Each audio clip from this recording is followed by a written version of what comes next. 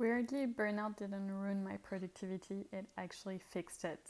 I think this is one of the things where before burnout, I used to do all of the things all of the time. Like literally, I would just do as much as possible all of the time. Again, not being intentional, not thinking about why I was doing something or not. Basically, I don't know if you've ever heard this sentence that says something will take as long as you schedule for it to take, pretty much. So if you say you have 8 hours to do a task, you'll do it in 8 hours. If you say you have 2 hours, you'll find a way to make it work in 2 hours, maybe 2 hours and 30 minutes if you need additional time.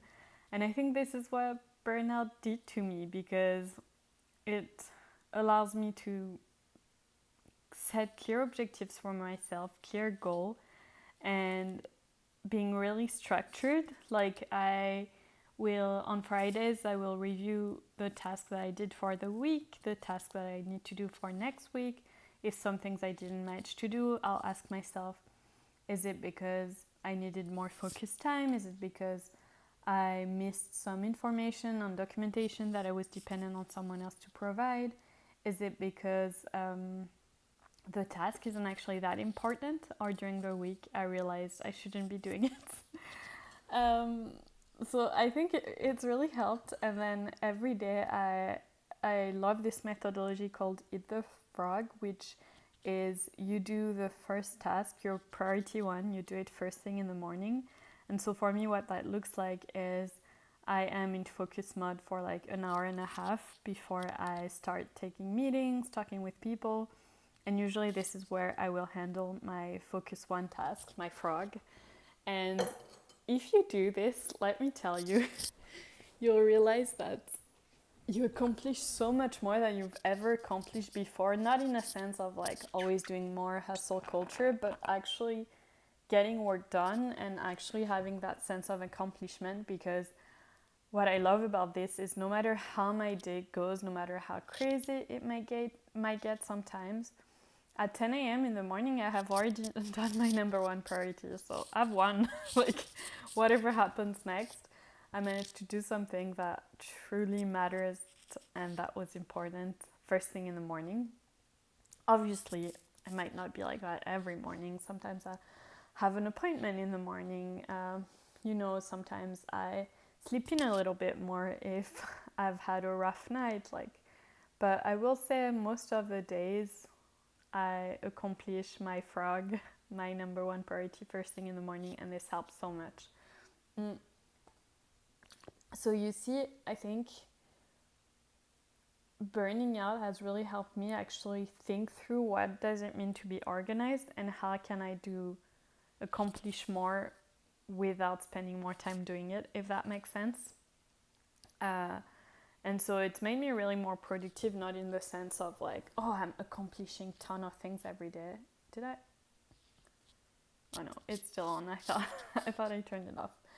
But more in that sense of I know I am working on the right things. I know I am making time during my day as well for rest, which is truly important for recharging.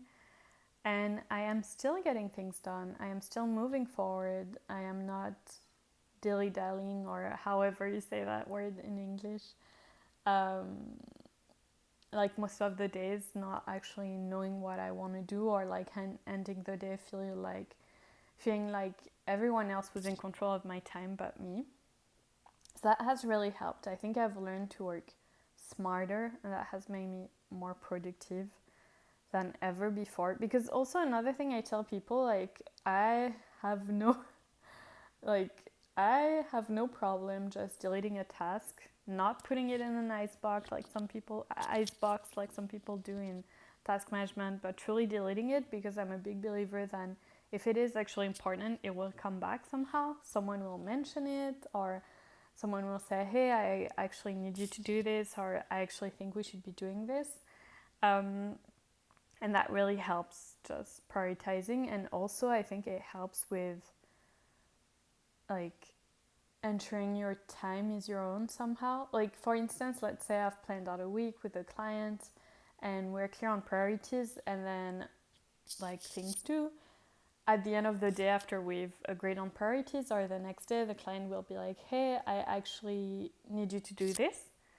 That way I can say, sure, but this is what we've planned. This is how the week looks like. So if I do that, what do I deprioritize? Rather than saying, oh, okay, sure, I'll do it.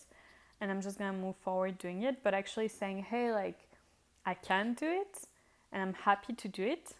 But what does that mean for the other priorities? Because my time isn't extendable.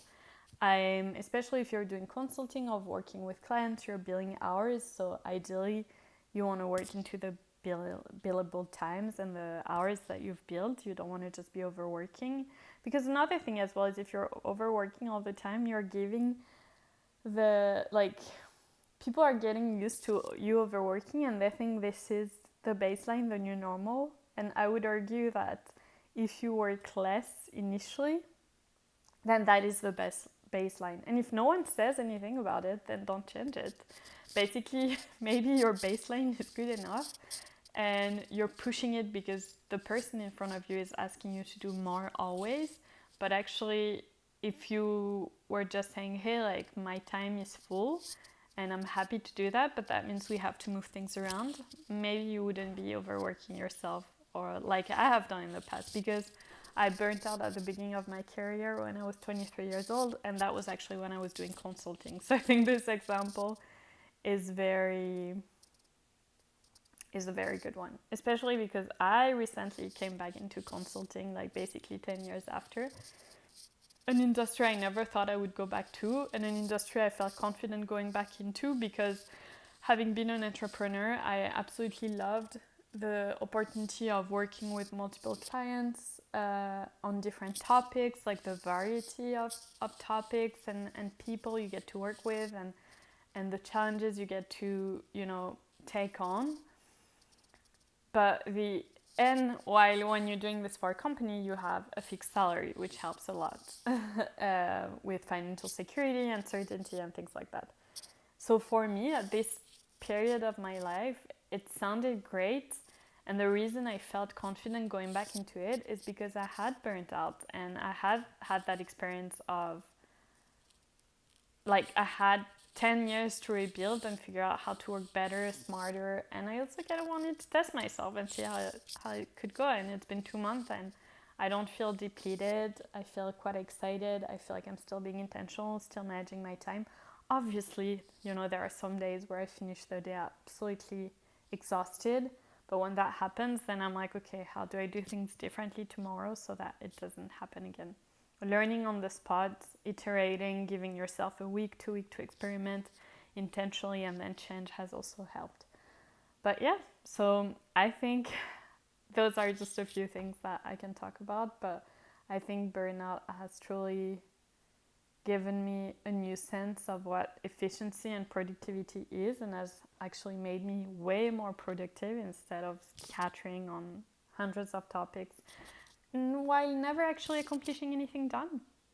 So if you're interested by these topics, if you're also someone who's burnt out or someone who's gone through depression, or actually someone like me who has an autoimmune disease, which means, you have to be way more mindful of how you manage your time and your energy, then this channel is for you. And I am so happy that you're here, and I'm really looking forward to hearing what you think of this video. And just let me know in the comments if there's anything else you'd love to hear or you'd love me to talk about and go more in depth on.